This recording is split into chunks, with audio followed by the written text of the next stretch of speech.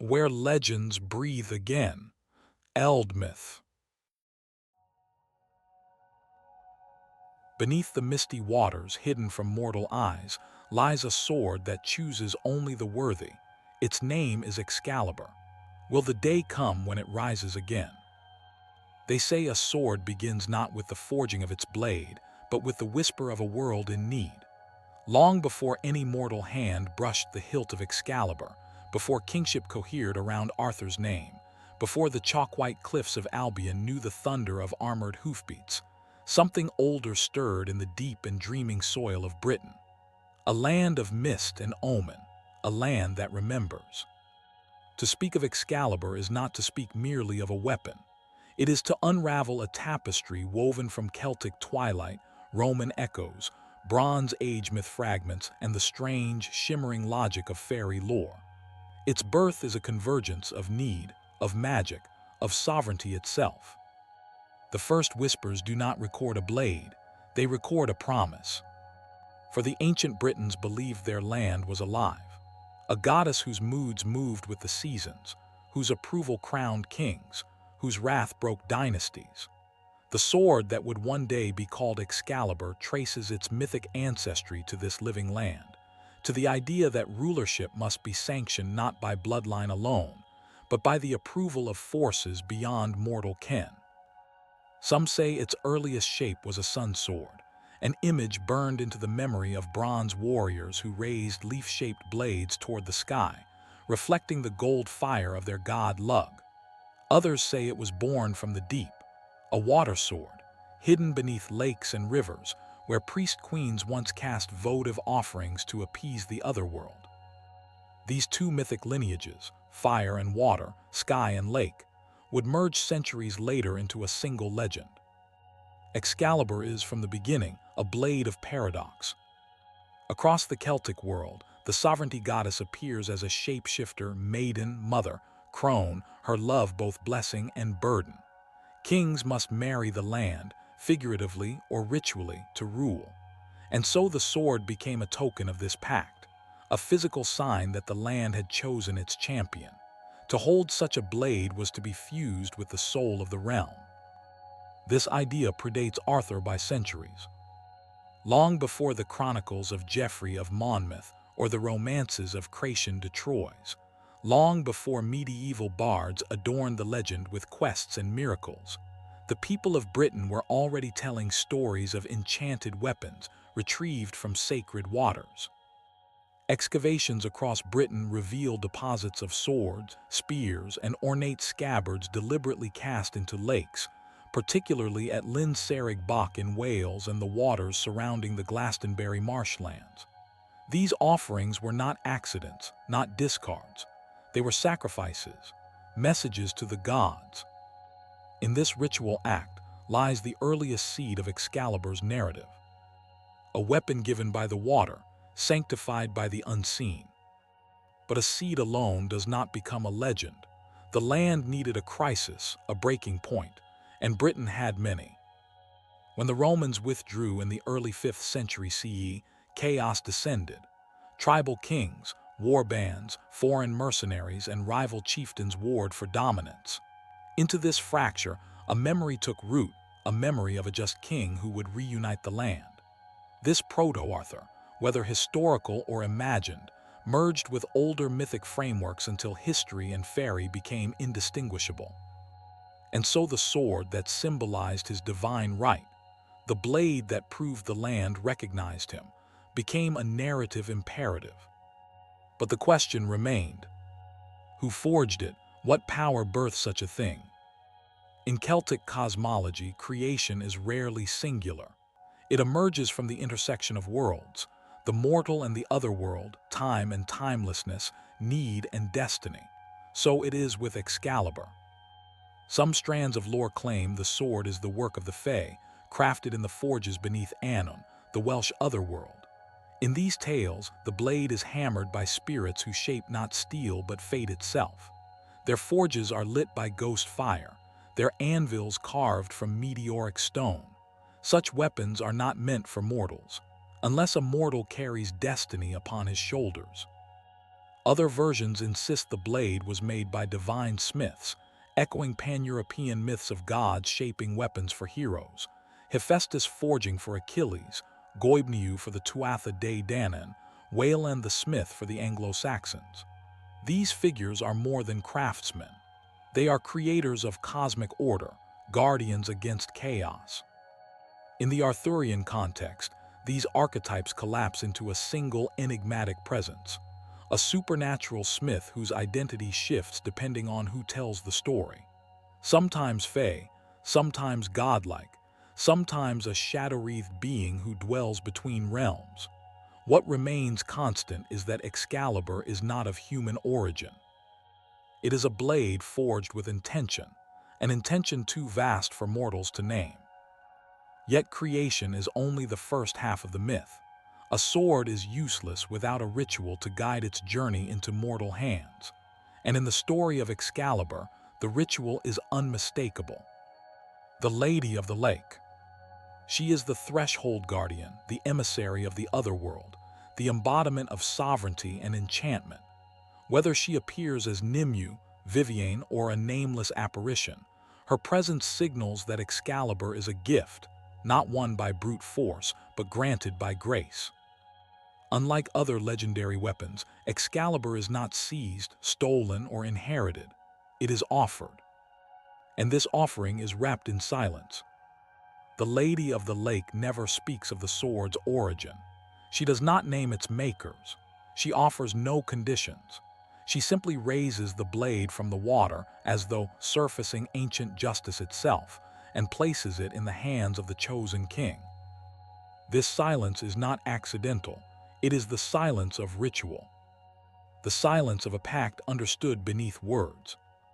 But the earliest chroniclers know nothing of this lake-born blade, for in the first medieval accounts, Excalibur was not given by water, it was drawn from stone. This version, popularized later but hinted at even in pre-Gulfridian lore, taps into a different ancient tradition. The king who proves his worth through miraculous strength or divine favor or both. The sword in the stone is not an obstacle. It is a test, a threshold. Scholars attempt to reconcile these two origins, the stone and the lake, but reconciliation is not necessary. Legends, like rivers, fork and merge. Each variant emphasizes a different truth. The sword in the stone concerns legitimacy. Only the rightful king can draw it. The sword from the lake concerns sanctity. Only the chosen king is granted it. Together, these myths paint a more complete picture. Excalibur verifies both earthly right and otherworldly blessing. And yet, these are not the earliest names for the blade. Before Excalibur, before Caliburnn, older linguistic ghosts linger. The Latin caliburnus may descend from the Welsh calidfolch, meaning hard breach or cut steel. That term in turn may have older Indo-European roots linked to blades of shining hardness, possibly referencing early steel imported by the Celts. Some scholars even see a distant echo of the Irish legendary sword Caladbolg, a lightning-like weapon of gods and heroes. In this tangle of linguistic inheritance, the blade's identity ripples outward, touching Rome, Ireland, Wales, and older Indo-European mythscapes. A relic this potent cannot belong solely to one nation or one people. It is a cultural convergence, a mythic chord struck across centuries. Thus, by the time medieval writers gave voice to Arthur's saga, Excalibur was already ancient, already resonant, already heavy with inherited meaning. They did not create the legend. They gathered it. Yet there is something peculiar in how these tales depict the sword, not merely as a cutting edge of war, but as a symbolic instrument. A weapon of kingship, certainly, but also a mirror, a reckoning, a bridge between worlds. In Celtic traditions, blades often embodied the soul of their bearer. A king and his sword were one. So Excalibur's creation was not just the making of a blade, it was the crafting of a destiny. Whoever wielded it would not simply rule, they would represent the ideal of rulership, justice sharpened to a gleaming edge. The myths hint that the land itself had grown weary of chaos, hungry for unity, and so it birthed a weapon that could cut through more than armor. It could cut through uncertainty, through doubt, through the haze of fractured allegiances. A blade of clarity in a world of confusion. But clarity always has a price. For a divine weapon demands a divine wielder, or at least one who strives to rise above human frailty. Arthur in myth is precisely such a figure, a bridge between ordinary humanity and the shimmering ideal of kingship. And so the mythic birth of Excalibur is inseparable from the birth of Arthur's destiny. They arise together, two halves of a single legend. One forged in the otherworld, the other forged in hardship, prophecy, and lineage, both waiting for the moment when blade meets hand. If Excalibur was shaped by divine or fairy hands, Arthur was shaped by the burdens of his land.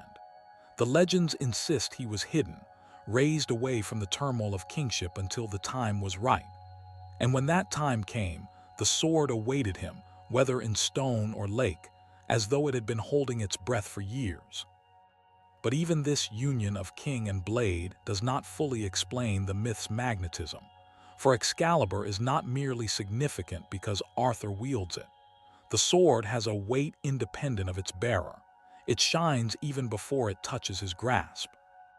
This hints at a deeper truth. Excalibur predates Arthur not only in story, but in cosmic purpose. It is not made for him. It finds him. Like all legendary relics, Excalibur is a character, silent but expressive. Its gleam is a voice. Its weight is a warning. Its appearance in Arthur's life is a declaration that a turning point has arrived. And the world listens. Later chroniclers would embroider the tale, adding Christian overtones, merging Excalibur with relics of divine sanction. The sword becomes not just magical but holy. But this is a later adaptation, a reframing to suit medieval sensibilities. In its earliest mythic bones, the sword is not Christian. It is primordial, pagan, elemental. It belongs to mist, to water, to starlight reflecting on ancient lakes. It belongs to rites performed in groves where oak and yew whisper secrets. It belongs to forces older than scripture. No matter how the legend evolves, these roots remain visible beneath the layers. And so, from the tumult of pagan myth, Excalibur takes its shape, not as a weapon of destruction, but as a mediator between worlds, between the mortal and the magical, the chaotic and the ordered, the earthly and the divine. It will pass from water to hand, from their world to ours. It will shine in moments of triumph and fade in moments of tragedy. It will unify and it will judge. But the sword is only one half of the myth. A relic story is never complete without its bearer, without the mortal who proves worthy or unworthy of its power. Arthur's youth, his prophecy, and his ascendance are beckoning on the horizon now, like a dawn stirring behind mist-cloaked hills. The sword awaits its king. And as the waters ripple around the lady's hand, or the stone hums with silent challenge, something ancient stirs. The blade is ready. The world is not. Not yet. But soon. When the blade finally emerges into the world of men, whether through stone or water, it glitters not merely as a weapon, but as a revelation. For all the mystique surrounding its origins, the physical presence of Excalibur is described in the old texts with a reverence bordering on awe. This is no ordinary sword, even to medieval chroniclers accustomed to tales of enchanted relics. Its form seems to shift slightly from tale to tale, as if the weapon resists being pinned down by a single description. But through the variations we can glean a consistent truth. Excalibur is a blade whose very appearance echoes its supernatural birth. The earliest accounts speak of a sword bright as 10 torches, a blade whose light could dazzle foes at a distance. Later writers describe its spine etched with runes no mortal smith could replicate, or filigree that seemed to move subtly, like light refracted on water. A few of the bards even claim the sword hummed faintly when drawn, not a metallic ring, but a timbre more akin to a harp string touched by invisible fingers. And always they comment on its balance, perfect, centered, effortless, as though the sword chose its own weight, adapting to Arthur's hand, shaping itself to his will. Some even insist the blade was warm, alive with a faint pulse. Rumors, perhaps, but rumors cling to truth like moss to stone. What is striking is that medieval writers rarely describe Excalibur's dimensions in mundane terms. They do not bother with measurements or metallurgical specifics. Instead, they describe presence, a quality that transcends craftsmanship. To understand this presence, we must understand what Excalibur represents. For in the cosmological framework of Celtic and Arthurian tradition, a sword is not a mere extension of the warrior. It is an axis between worlds. It points toward the heavens when raised, draws a line of power through the air, and anchors authority in the earth when driven down. Swords in myth are pillars of sacred order. This is why Excalibur's form is described as simultaneously beautiful and terrible. The blade is said to be keen enough to cut through iron, as though it were wood. Some tales claim it could slice through enchanted armor or cleave stone. Others hold that Excalibur never once dulled, not even after years of battle. But these feats of sharpness, impressive as they are, pale beside the sword's most distinctive traits, its light and its truth. The light comes in many forms. In some romances, it glows softly, like starlight trapped in forged metal. In others, it blazes fiercely when drawn, a radiance so intense that enemies falter, blinded and disoriented. The Welsh poet who penned The Dream of Rhonabwy speaks of the way the sword shone like two torches, an image echoed centuries later in the French Vulgate cycle. This light is not merely magical, it is symbolic. For Excalibur's brilliance represents sovereignty itself, clear judgment, righteous authority, the illumination of justice in a world clouded by chaos. A king's strength should not be hidden, it should cast light upon his people. And yet the light of Excalibur has a second meaning, one far older. In Celtic lore, light is often the domain of the otherworld. Objects that glow are never entirely of this realm. They bear the radiance of the Fae or the gods.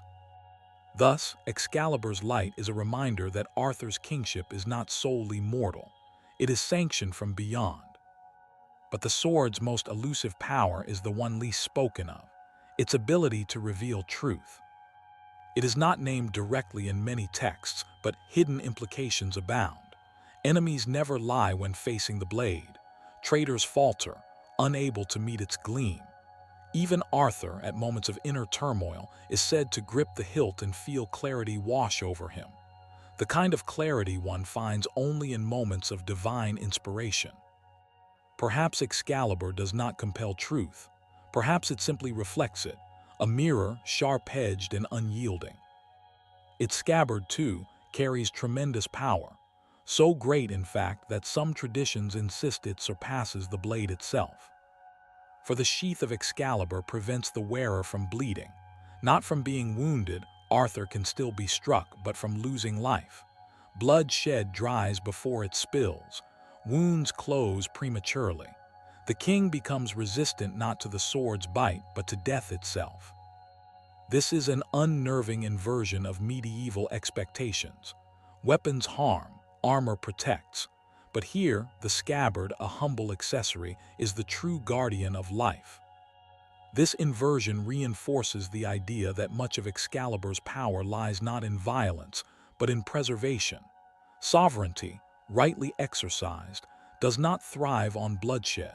It thrives on safeguarding one's people. The scabbard's magic is a reflection of a good king's duty. Yet this very gift invites danger. For a relic that protects life also tempts fate. Later episodes of the legend reveal this truth when Morgan Le Fay schemes to steal the scabbard, recognizing its unmatched potency. She understands what Arthur, perhaps, does not fully grasp, that weapons of absolute protection are often more coveted, more perilous than weapons of destruction. And so one must ask, was it wise for Arthur to accept both blade and scabbard? Was it wise for the land itself to grant a mortal such overwhelming gifts? Or was this part of a larger pattern, the subtle way magic shapes destiny? Excalibur does not answer, it never answers. But its silence is a kind of wisdom. If we examine the weapon through the lens of mythic symbolism, we find an object that embodies a triad of forces: light, protection, and authority. These are the attributes of a rightful ruler. But Excalibur also embodies paradox, the joining of opposites: fire and water, sharpness and healing, mortal hand and immortal essence. This is why scholars sometimes speak of the sword as a liminal artifact, a boundary object. It belongs neither to the mundane world nor fully to the divine. It rests on the threshold. Such artifacts in myth serve as bridges. They connect realms. They translate cosmic intention into human action. Excalibur is one such bridge. But let us linger upon its construction, or at least the imagined construction that the legends lead us toward. If forged by fae or divine smiths, the blade likely required materials beyond earthly steel. Celtic mythology speaks of meteor metals, fallen stars hammered into weapons of destiny. Tales across the world echo this idea. Sky iron, the bones of the heavens, forged into blades for heroes. If Excalibur shares in this lineage, then its radiance may come not from enchantment alone, but from its celestial origin. Iron from the heavens is believed to cut deeper, shine brighter, endure longer. It carries with it a fragment of the cosmic order.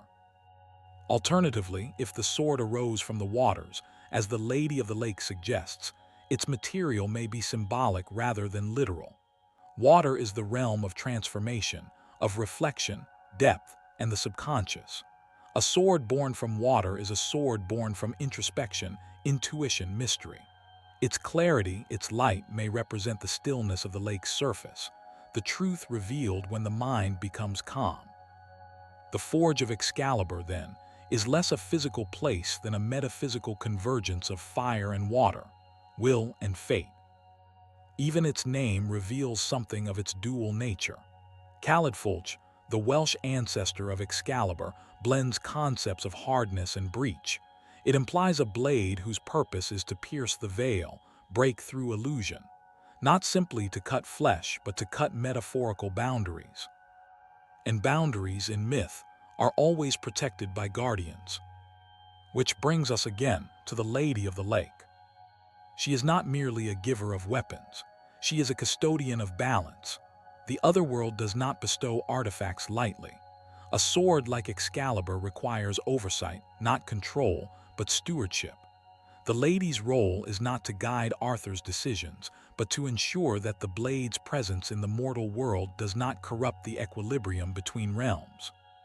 She stands between the sword and the unworthy. No mortal draws Excalibur from the lake unless she permits it. No mortal returns it without facing her silent judgment. This relationship, king, sword, and guardian, forms a triad as important as the blade's physical form. The weapon is never entirely Arthur's. He does not own it, he bears it, a steward of a deeper cosmic trust. When Arthur wields Excalibur, the sword does not merely strike. It tests, it evaluates. In battle, its brilliance grows not with violence but with righteousness. Arthur's greatest victories are often described as moments when the sword blazed brightest, not because he slew with fury, but because he fought with purpose. This is another of its unusual properties. Excalibur seems to respond to intention. When wielded in wrath, its light dims. When wielded in justice, it shines. When wielded in defense of the innocent, the blade's radiance borders on the divine. The sword judges the wielder, and in doing so, it reveals the central truth of every legendary relic. Power is never neutral. It amplifies the virtues and the flaws of its bearer. Arthur in most tellings is worthy, but worthiness is not the same as perfection. The sword's brilliance waxes and wanes throughout his reign, mirroring his triumphs and his failures. This is why, in some stories, Arthur cannot use its full power in moments of moral weakness. Excalibur is not a tool, it is a barometer of the king's soul. Which leads us to another question whispered in later medieval romances. Is Excalibur sentient? Not in the way mortals are, with thoughts and desires, but aware perhaps the way a river or a mountain is aware, a presence, vast and patient. A relic forged in mythic realms may possess an intelligence of purpose, a will aligned with cosmic balance. Some chroniclers note that the sword seems almost to guide Arthur's hand in battle. It finds the openings in an enemy's defense. It resists being used for dishonorable action. It is as though the blade has boundaries, not strict rules, but inclinations shaped by ancient magic. This gentle guidance, if it exists, would explain why Arthur's knights regard Excalibur with such reverence. To stand near, it is to feel the hum of destiny. To see it in motion is to witness the ideal of knighthood made manifest. The knights, for all their individual talents and flaws, are mortal, but the sword is eternal. Yet for all its transcendence, Excalibur is not invincible. Unlike some mythic weapons, it is not described as unbreakable. It can be damaged, chipped, even destroyed, though doing so would require magic or betrayal of great magnitude. Its vulnerability is a reminder that even divine gifts exist within limits. Perfection in myth is rarely absolute. It is often conditional. Indeed, some versions of the legend insist the sword Arthur draws from the stone and the sword given by the Lady of the Lake are two different weapons, the first broken in battle, the second a replacement of greater power. This duality reinforces the theme that worthiness is tested repeatedly. Arthur must not only claim kingship, he must re-earn it, re-sanctify it. Other traditions insist there is only one Excalibur, but that its power fluctuates with the king's fate, as if the blade's strength is tethered not to its steel, but to the moral state of its wielder. In either interpretation, Excalibur is an evolving relic, not static, but reactive, a blade alive in the ebb and flow of destiny. And destiny, as we know, is shaped not only by relics but by the hands that wield them. The next stage of our journey through this legend leads us inevitably to the men and women whose lives twined with the blade, those who held it, those who coveted it, those who feared it. For relics, no matter how wondrous their form or how potent their enchantments, gain meaning only through their bearers. And Excalibur, more than almost any weapon in myth, is defined not by bloodshed but by the character of those who stand beside it. The blade is ready. The wielder approaches. And with him, a circle of knights whose fates will rise and fall with the sword's gleam. The blade had waited centuries, perhaps millennia, for the one whose hand would not simply wield it but complete it. And when at last the young Arthur wrapped his fingers around the hilt, legends say the world seemed to draw a breath. Not the crowds, not the nobles, not the murmuring priests, the world. The land itself. For the sword recognizes its bearer, as much as the bearer recognizes the sword. Arthur was no hardened warlord when their destinies entwined. He was a quiet youth, untested in the grim calculus of battle, raised by Hector in the shade of obscurity. But something in him, something unspoken, something deeper than lineage or training, resonated with the blade. A humility, perhaps, or a purity of intention, a soul not yet frayed by ambition. And so, when Arthur drew the sword that others had failed to budge, it slid upward as though rising to greet him. A long exhale of metal, a whisper of inevitability. This moment, of course, would later fracture into variants. Sometimes he pulls it from stone, sometimes from anvil, sometimes only in private, a hidden miracle revealed only to Merlin and Hector. But whatever the form, the essence remains. The sword chose him. And in choosing him, it altered the fate of Britain. But Arthur is not the only bearer in the legend, nor is he always the first. depending on the tradition one follows. Around the sword gathers a constellation of figures, mentors, rivals, lovers, betrayers, each shaped by its brilliance or its shadow. To understand the mythic power of Excalibur, one must understand the hands that sought it, feared it, or were transformed by it. Merlin, the prophet who foresees the blade. Merlin's relationship to the sword is not that of a wielder, but of a herald. In many tellings, he is the one who orchestrates the ritual of kingship, not choosing Arthur, but preparing the world to recognize him. He understands Excalibur not as a tool, but as a cipher woven into the destiny of Albion. Merlin stands at thresholds, between mortal and magical, past and future, wisdom and madness. It is fitting, then, that he is the one who guides Arthur toward a relic born of liminality. Some romances hint that Merlin communed with the Lady of the Lake long before Arthur's birth. Others suggest that he foresaw the sword's emergence centuries before it surfaced. In one Welsh tale, he dreams of a blade glowing beneath dark waters, guarded by a woman with eyes like moonlit pools. But Merlin never seeks the sword for himself. He understands the danger too well. He knows the sword is bound to sovereignty, and he has no desire to rule, only to shape. Yet Merlin's fingerprints mark the sword's journey in subtle ways. He teaches Arthur not how to fight, but how to lead. He warns that Excalibur is not the source of kingship, merely its symbol. He reminds Arthur that a king is measured not by his blade, but by his heart. In some darker interpretations, Merlin even fears the sword, not because it is evil, but because its power is absolute. And absolute power, he knows, attracts destruction. The Lady of the Lake, guardian of worthiness. If Arthur is the bearer and Merlin the herald, the Lady of the Lake is the arbiter. She is the gatekeeper between realms, the guardian not only of the blade's origin, but of its fate. Her choice of Arthur is often depicted as silent, but it is deliberate.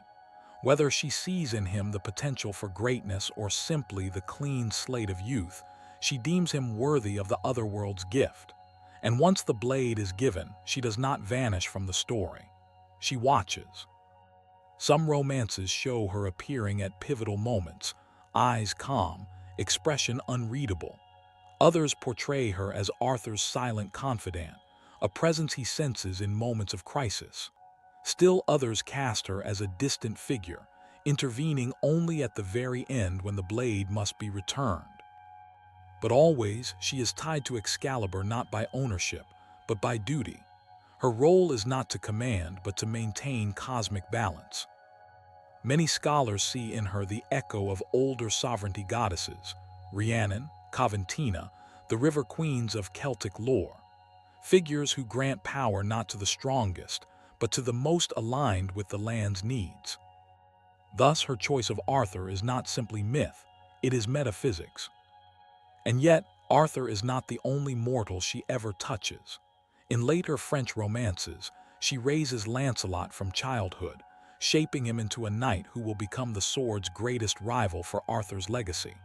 In this, the lady becomes not just guardian but paradox, the one who nurtures both unity and the seeds of the downfall. This duality suits her well. After all, she embodies the water, gentle, reflective, but capable of consuming all things. Lancelot, the knight who could have wielded it. Lancelot du Lac, literally, of the lake, carries an aura of tragedy even before his story intersects with Arthur's. Raised by the same supernatural force that safeguards Excalibur, he grows not as a prince of men, but as a favored child of the otherworld. His very name foreshadows his destiny. He is the knight who mirrors Arthur in brilliance but not in fate. Where Arthur embodies sovereignty, Lancelot embodies chivalry, the ideal knight, yet flawed by love. There is an unspoken tension in the romances regarding whether Lancelot could have drawn the sword had he been tested.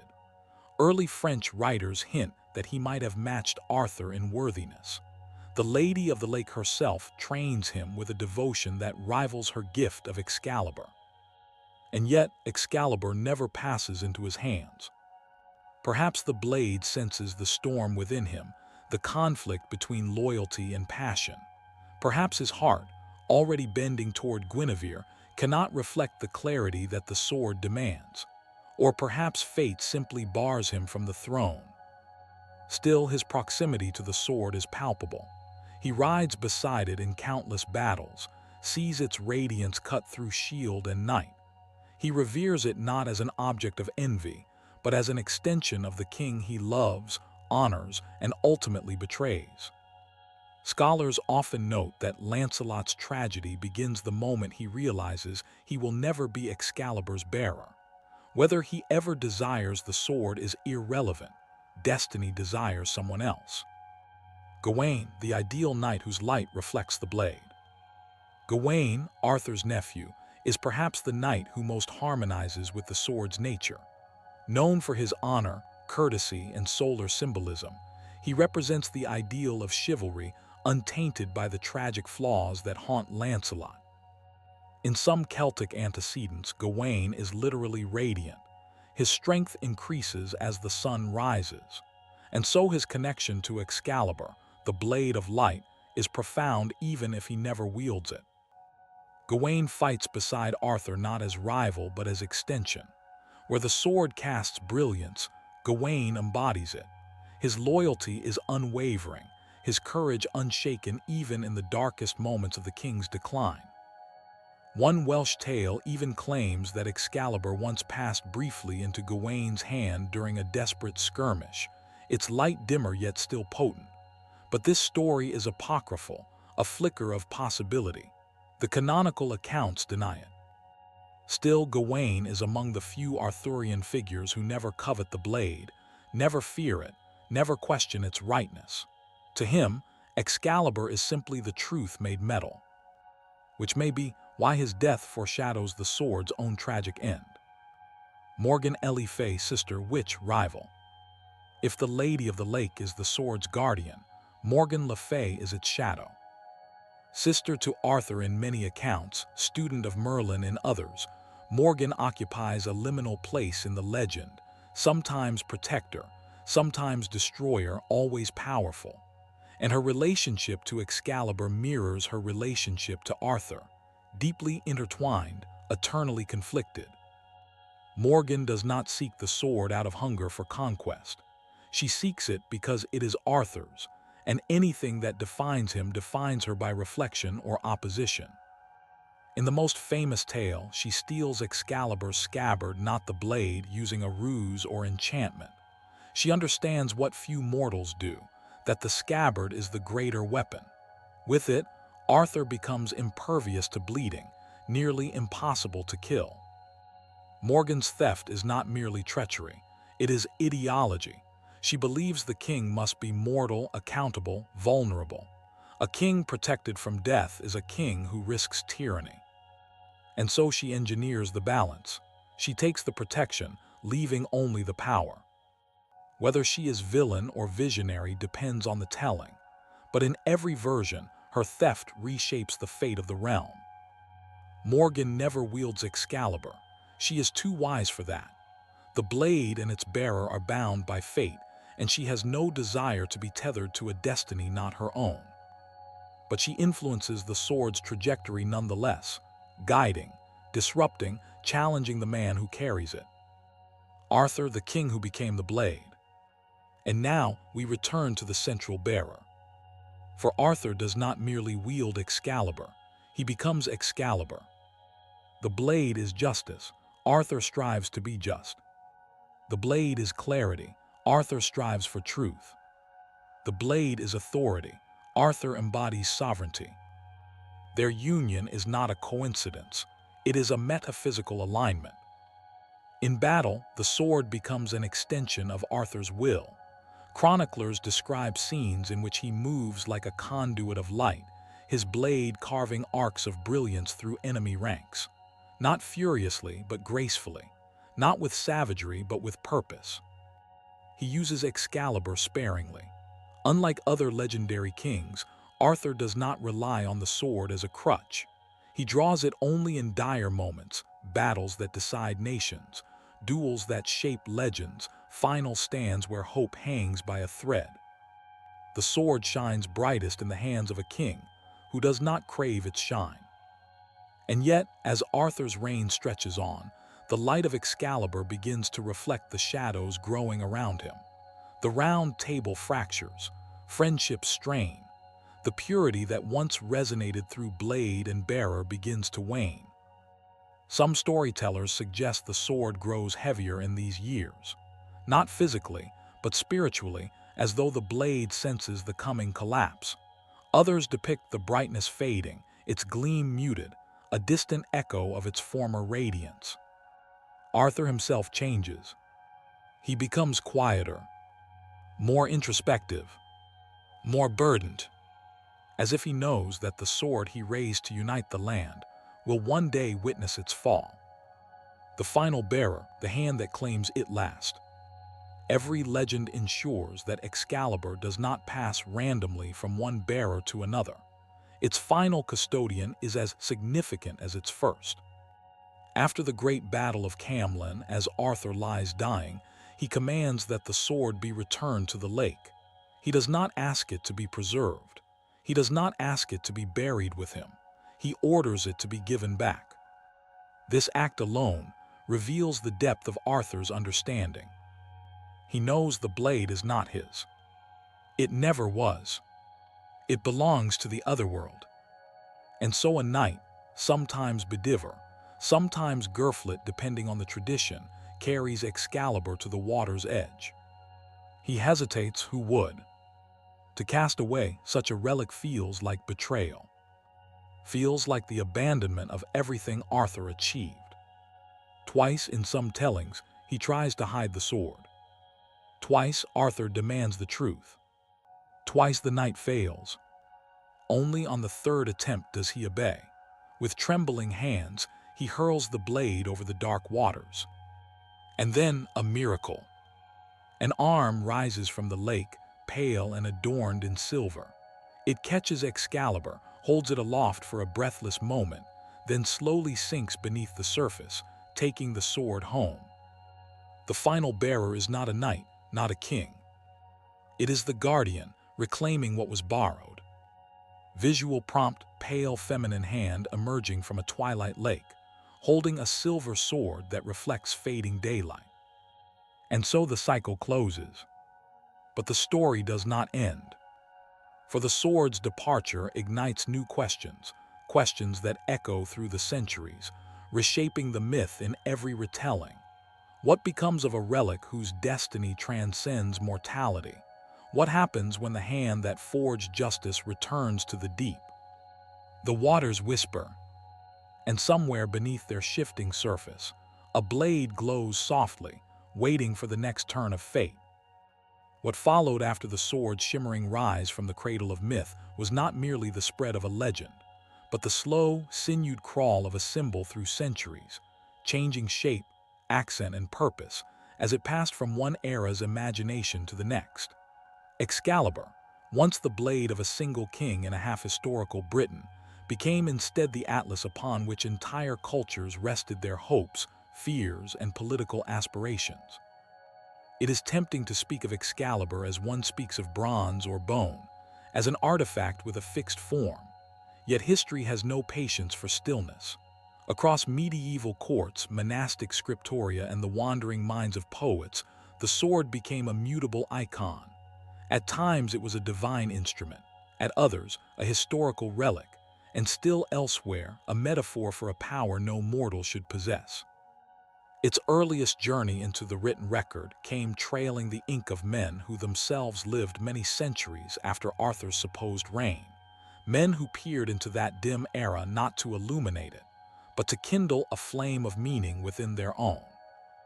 The first great shaper of Excalibur's literary life was Geoffrey of Monmouth, a cleric scholar whose Historia Regum Britanniae in the 12th century blurred the borders between chronicle and dreaming. Though Geoffrey did not yet place Excalibur in the Lady of the Lake's hand, he named it with the reverence of a relic, calling it Caliburnus, a sword forged in the mystic forge of Avalon. Geoffrey's Britain was a land of prophecies and blood, a place where miracles punctured the sky with every clash of armies. To him, Caliburnus was not merely a weapon, it was Britain's memory, sharpened into steel. This early vision spread like fire through both courtly halls and common villages. The sword became a whisper on wandering tongues, of an island not lost, but waiting, of a king not dead, but sleeping, of a power tempered by fate rather than fire. As the 12th century shifted into the 13th, the sword continued evolving.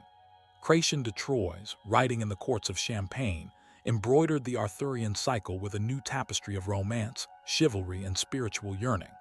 While Cration focused more often on the Grail than the king's blade, the very world he envisioned, the shimmering domains of knights errant, forests haunted by enchantresses, lakes hiding immortal beings, became the soil in which Excalibur's later flowering would take place.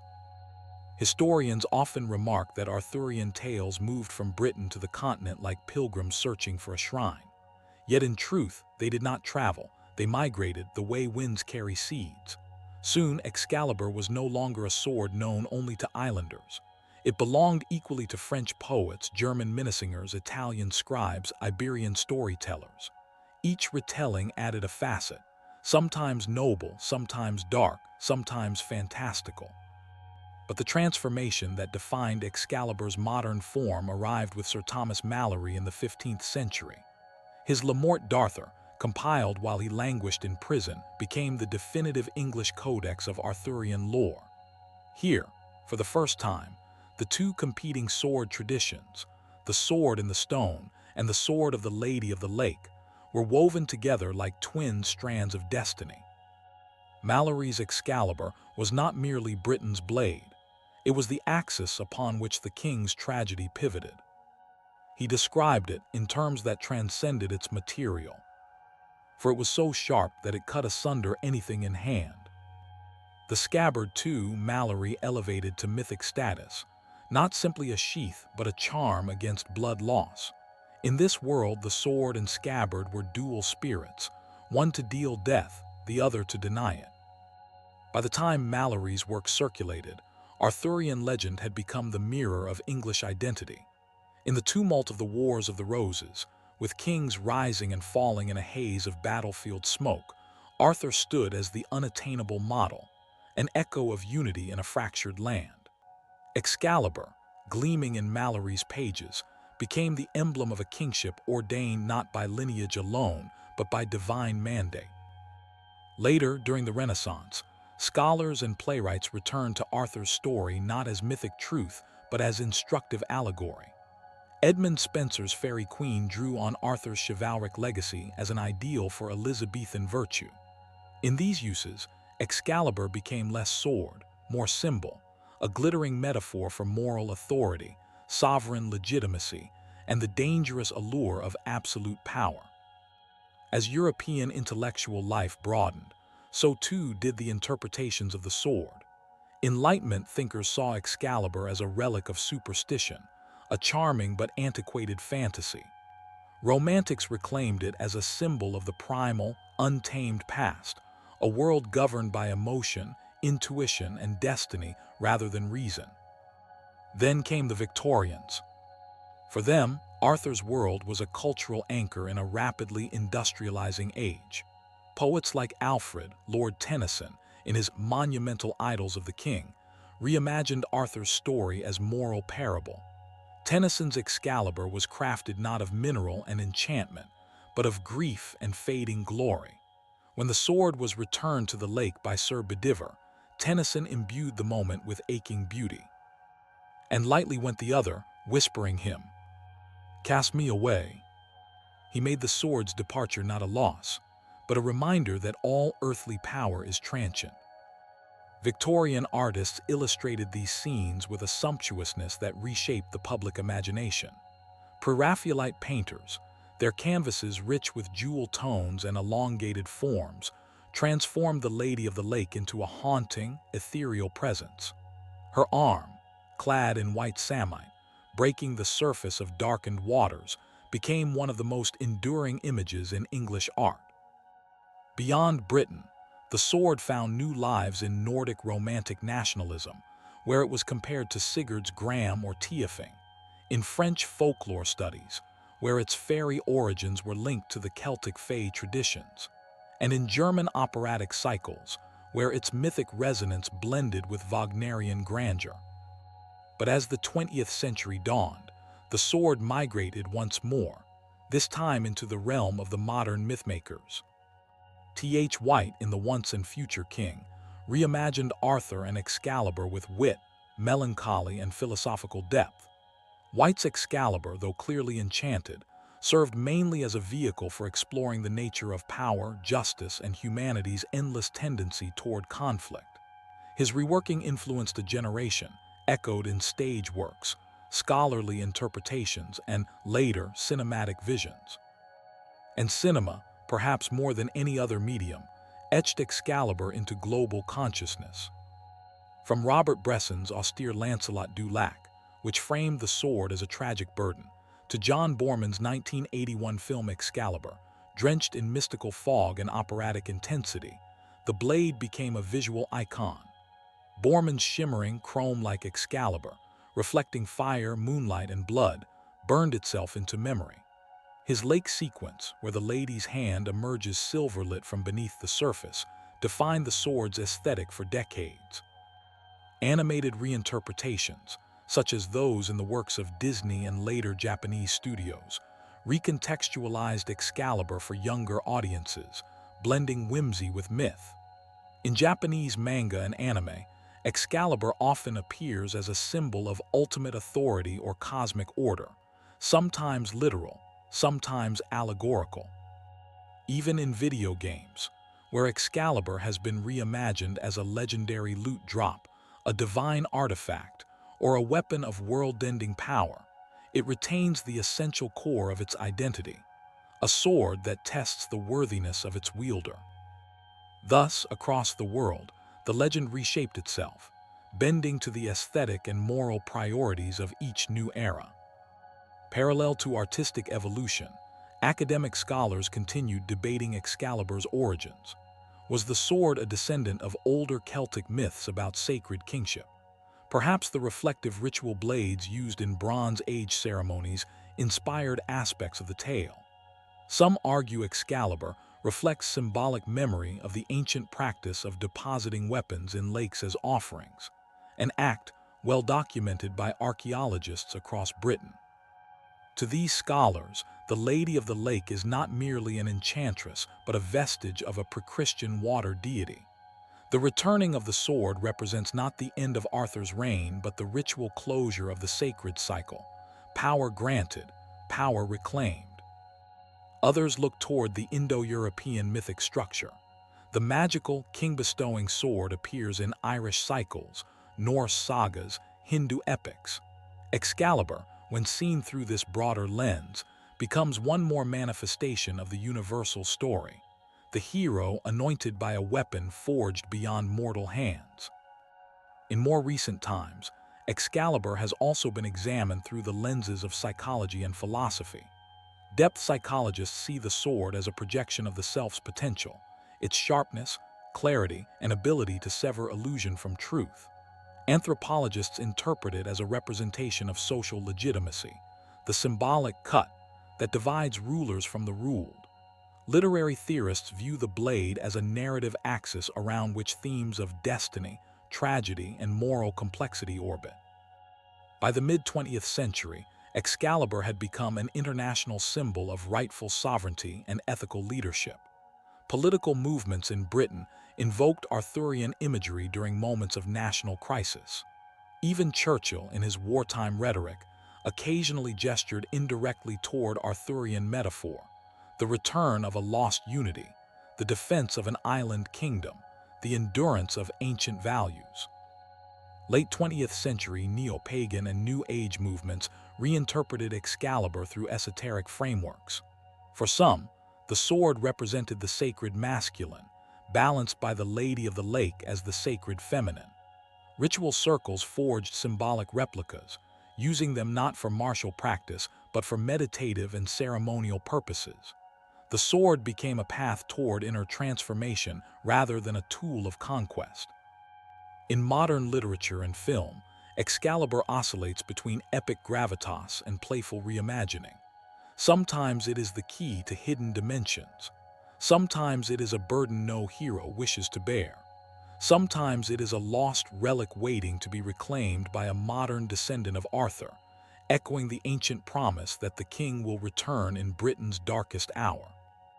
Yet for all the ways artists, scholars, and seekers have reshaped the legend, the sword persists in one essential form, as a testament to humanity's longing for legitimacy, purity of purpose, and a leader worthy of the blade's brilliance. Through centuries of retellings, Excalibur has drifted from battlefield to manuscript, from cathedral wall to cinema screen, from folklore studies to digital realms. But it is not the blade itself that travels. It is the idea that something higher, truer, and more luminous can guide the hand of a fallible ruler. And it is this belief, this shimmering horizon between myth and desire, that sets the stage for Excalibur's greatest paradox. For with every new telling, the sword grows both more radiant and more elusive. Its legend, like an ember stirred by the breath of time, never dies. But as we move closer to the twilight of its mythic journey, a darker shape begins to gather around its final chapters. For even the brightest relic is not immune to the shadows of downfall. And Excalibur, perhaps more than any other sacred blade, is bound to the tragic arc of its last wielder. The time approaches when the sword will return to the waters that birthed it, and the world will once again darken around the fading of Arthur's reign. What came after the long golden apex of Arthur's reign was not a sudden storm, but the slow, aching collapse of a world built on impossible ideals. In every retelling, the downfall begins like the withering of a great tree, a crack in the trunk, a sickness in the roots, a shadow tightening at the edges of the once bright landscape. And always, whether in medieval prose or modern reinterpretation, Excalibur stands at the center of this twilight, gleaming like a final star above a world fated to fall. For though the sword was a divine gift, its blessings were never unconditional. Arthur's worthiness was not a fixed decree but a living covenant, renewed or betrayed with every choice he made.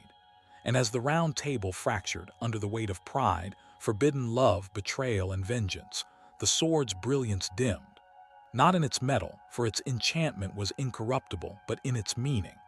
A blade forged to uphold unity now witnessed the unraveling it could not prevent. The chroniclers speak of the first tremors of ruin as a subtle shift, an unease whispered through Camelot's halls. Shadows stretched where none had been before. Alliances thinned. The fellowship of knights, once a circle of near brotherhood, splintered along hidden fault lines. Rivalries grew sharper than the sword itself. And within these tensions stood Excalibur, silent, luminous, and implacable. The most famous of these fractures, Lancelot and Guinevere, needs no retelling here. What matters is that the scandal, once revealed, ignited a chain of retaliations and loyalties that the king could neither control nor quell. The round table divided into two irreconcilable halves. Knights who had once set out together in pursuit of miracles now raised shields against one another. During these conflicts, Excalibur remained steadfast. It cut through armor and ambition alike, never dulling, never faltering. Yet its wielder faltered. Arthur's heart, once the pillar of his realm, wavered between love, justice, and personal agony. Every swing of the blade became heavier, not from the sword itself, but from the burden of what it represented. The once harmonious kingdom was now a battleground of wounded pride. And in the midst of this turmoil arose Mordred, Arthur's son, nephew, shadow, depending on the source. Born of a sin or a tragic misunderstanding, raised either as a loyal ward or a serpent in waiting, Mordred embodies the specter of inevitable downfall. Some stories paint him as a deliberate usurper, others as a mere instrument of fate. But in every telling, he stands as the final adversary of Excalibur. It is said that Arthur foresaw Mordred's betrayal in a dream, long before the battle that would end an age. In that dream, he saw the sword, dripping not with enemy blood but his own.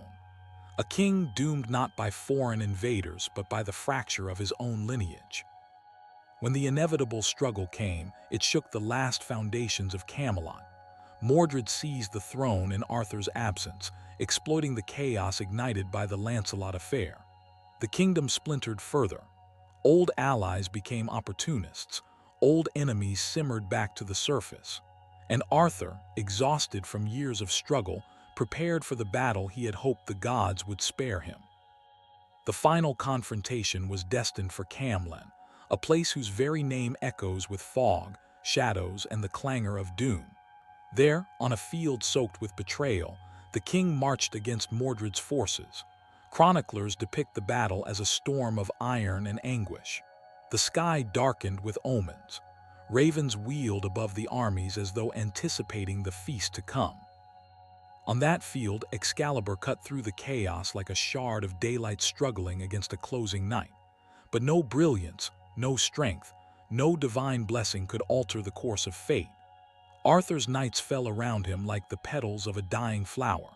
The air filled with the cries of men who had once pledged themselves to peace.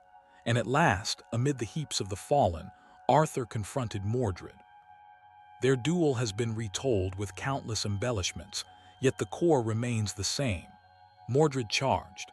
Arthur, mustering the last of his might, thrust Excalibur forward.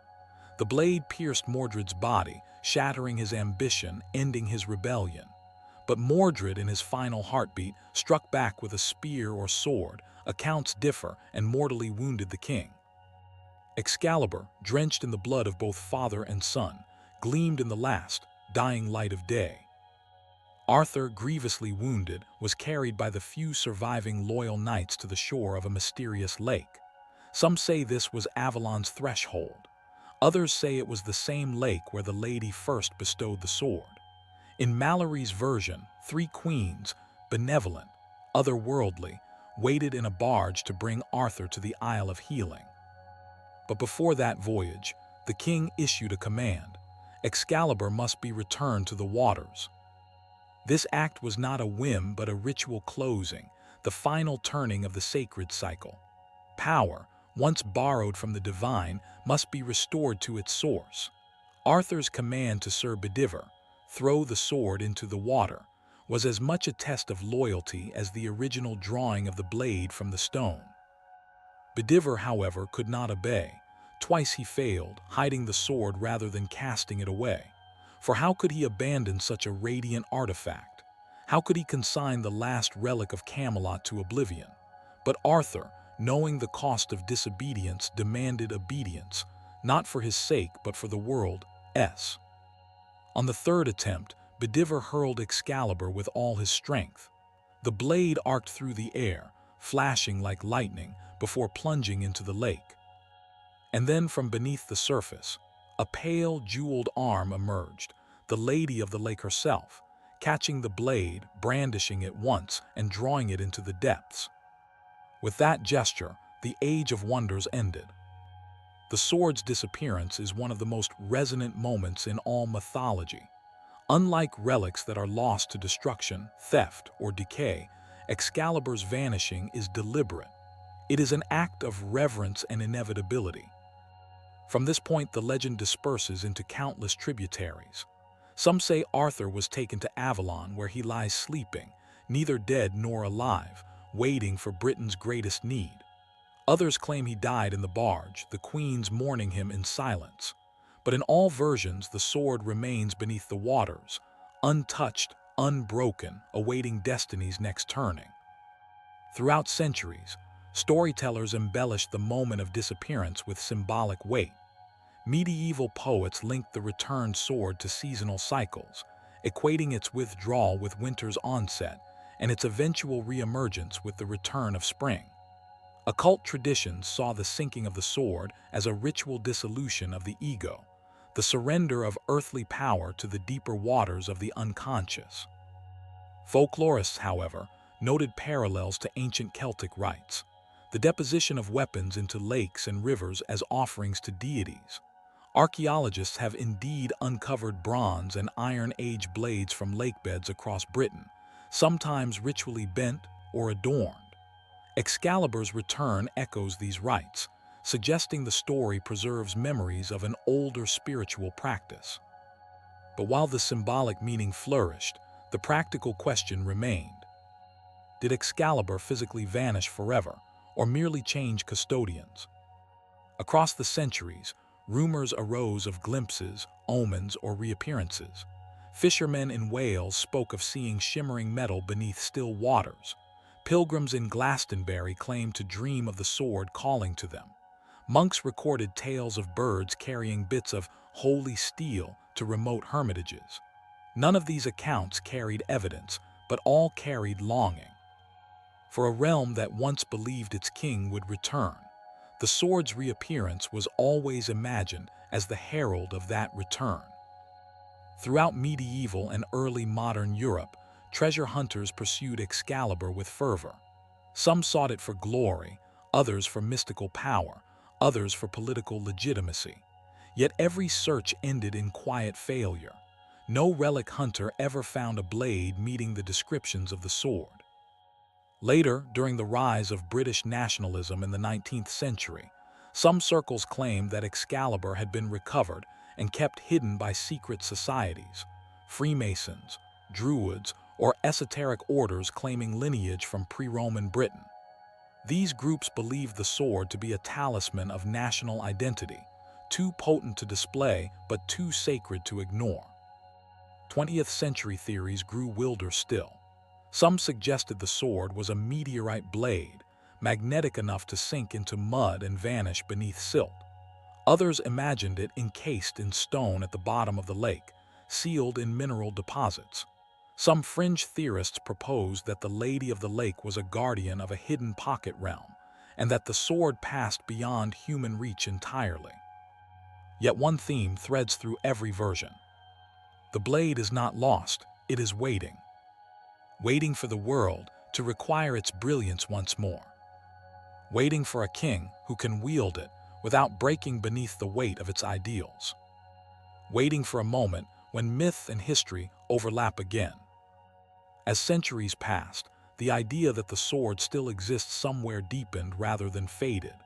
In the collective imagination, Excalibur remains suspended between presence and absence, a relic neither dead nor fully slumbering. And in every retelling, the disappearance serves as a hinge moment, the end of Arthur's era, but not the end of the sword's story. Because disappearance is not finality.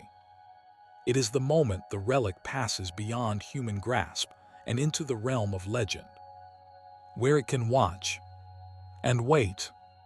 Yet even as the waters closed over Excalibur, new stories began whispering through monasteries, courts, and later universities, of shimmering metals discovered in unexpected places, of strange inscriptions found on ancient blades, of sword-like objects dredged from riverbeds that defied explanation.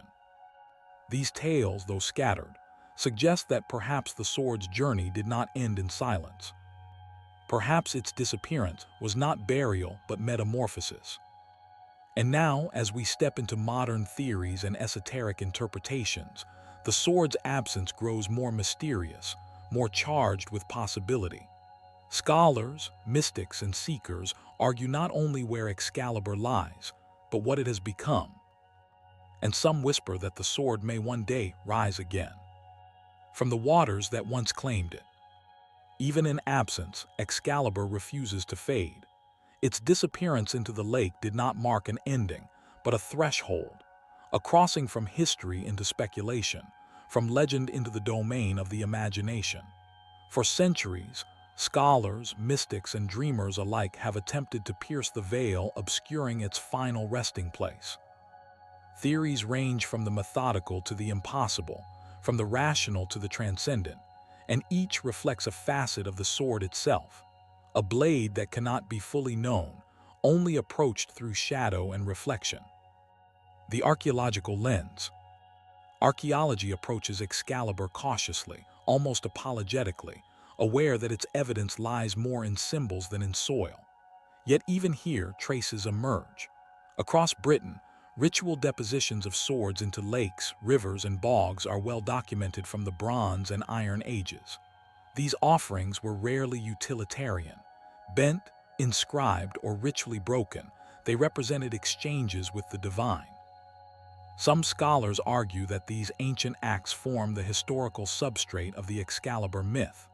Could it be that the Lady of the Lake, like the priestesses or kings of old, is merely the personification of these sacred waters? Could the sword itself be a memory of ritual crystallized in story? Modern divers and archaeologists have discovered Bronze Age blades in Welsh lakes, some folded, some adorned with gold. Though none match the fantastical descriptions of Excalibur, the parallels are striking, a weapon deposited in water for reasons that transcend the ordinary. Some theorists suggest that the tale of a sword returning to the lake mirrors the practice of reclaiming sacred objects at pivotal moments in ritual cycles. Perhaps the myth preserves a coded memory of these ancient ceremonial practices. Beyond the rational, Excalibur is fertile ground for esoteric reading. Mystics have long considered the sword more than metal. It is a symbol of spiritual authority and cosmic alignment. Hermetic scholars see in the blade an alchemical metaphor, iron refined to the point of divine perfection, a union of earthly and celestial forces. The scabbard in this framework is the containment of potential, the channel through which mortality is transformed into immortality. In some modern esoteric traditions, the sword and scabbard together embody the duality of power and restraint, light and shadow, creation and destruction. Other occultists, influenced by Celtic revivalists and the Theosophical movement, suggest that the Lady of the Lake represents the unconscious mind, the deep waters of the psyche where the archetype of the hero is forged. Excalibur is not just a sword but a psychic talisman, only retrievable by one whose consciousness has matured enough to integrate both shadow and light. The ritual of throwing the sword into the lake is, in this view, an act of psychological transcendence, a surrender of ego to the greater flow of destiny. Where is Excalibur now? Beyond myth and allegory, seekers have proposed numerous locations. Glastonbury, with its ancient abbeys and supposed Avalon links, has long been a locus of fascination. Some argue the lake lies submerged beneath marshlands, hidden from mortal eyes. Others suggest the sword exists in a secret vault maintained by an unknown order, perhaps a successor to the priesthoods of ancient Britain. Even in the 20th century, speculative maps have attempted to triangulate Excalibur's resting place, combining ley lines, geomantic principles, and mystical numerology. In some more fantastical visions, Excalibur is not confined to earthly realms. Mystics describe it as residing in a pocket dimension, a parallel reflection of reality, only reachable when the conditions of cosmic alignment are met. The arm of the Lady of the Lake may not have returned the sword to water alone, but to a liminal space between worlds, where the blade rests until destiny's hand calls it forth again. Excalibur's resonance extends beyond scholarly and mystical speculation. In literature, film, and gaming, it continues to captivate imaginations. From T.H. White's philosophical reflections to John Borman's cinematic spectacle, the sword embodies the perennial human longing for justice tempered by wisdom. Its appearances in fantasy literature, such as the King Arthur retellings by Marion Zimmer Bradley, or the high fantasy worlds of Japanese media, reflect a collective yearning for symbols that can anchor morality, courage, and destiny in worlds where such ideals often seem tenuous. In gaming, Excalibur often manifests as the ultimate artifact, the sword that only the worthy may wield, capable of world-altering effects. These digital iterations mirror the classical legends, reinforcing the idea that the sword tests not physical might alone, but ethical alignment, integrity, and vision. In every retelling, Excalibur continues to function as a narrative fulcrum, separating hero from villain, destiny from accident. Many contemporary mystics interpret Excalibur as a cosmic symbol of sovereignty. The sword embodies principles that are as relevant now as in Arthur's time: courage in the face of chaos, the judicious exercise of power, and the harmonization of will with cosmic order. The scabbard is particularly emphasized, seen as a metaphor for the container of wisdom, the ethical framework that must accompany the exercise of authority. Without it, even the most radiant power becomes destructive. Some theorists draw parallels between Excalibur and archetypes in Jungian psychology. The sword represents the self's capacity to cut through illusion and assert truth. Its disappearance into the lake mirrors the integration of consciousness into the deeper unconscious, suggesting that the recovery of the sword is not a physical act but a spiritual achievement. Only those who achieve the necessary insight, through reflection, trial, and moral courage, can claim the sword anew. Today, Excalibur inspires rituals in neo-pagan and ceremonial magical traditions. Practitioners craft symbolic swords, sometimes using metal, sometimes crafted from light in meditation, invoking Excalibur's archetype to align themselves with leadership, clarity, and spiritual authority. These rituals often simulate the throwing of the sword into water, representing the surrender of ego, the recognition of cycles, and the need for wisdom to govern power. Groups influenced by Druidic revivalism have created ceremonies intended to call the sword from the depths, not as a weapon, but as a conduit for insight.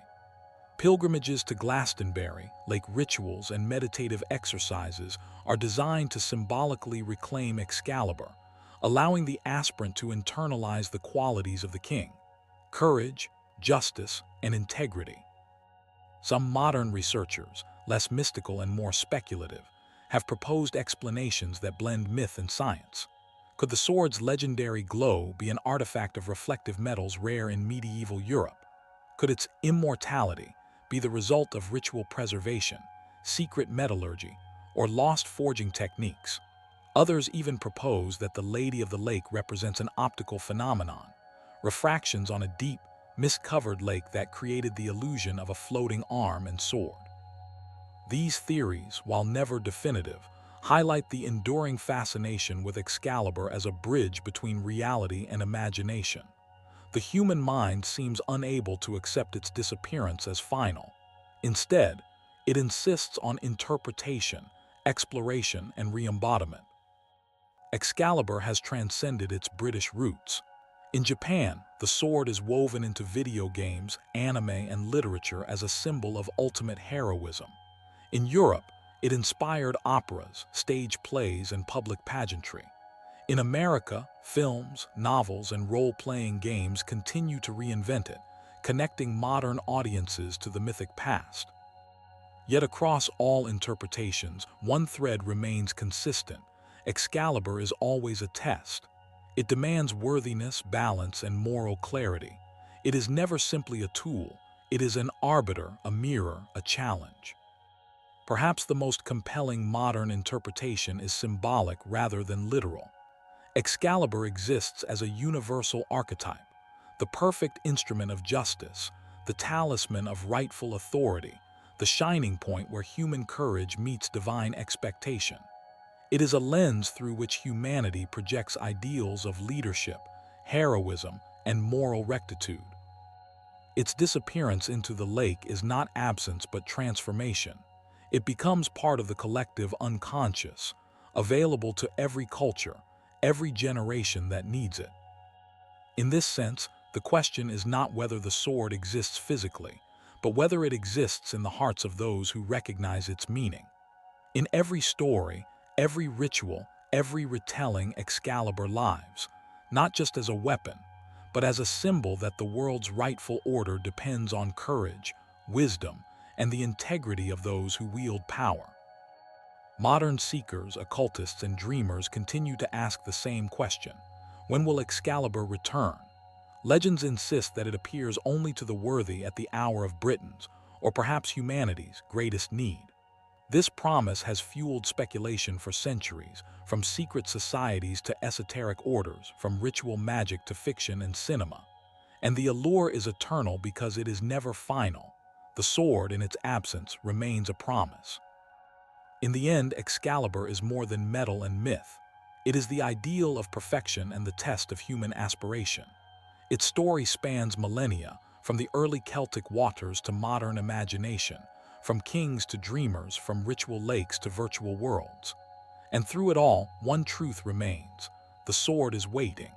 Waiting not merely for a hand, but for a spirit aligned with justice, courage, and wisdom. It is not lost. It is not dead. It waits, and perhaps someday it will rise again. Another legend fades, but the next awaits. Like this video, subscribe and continue the journey through myths,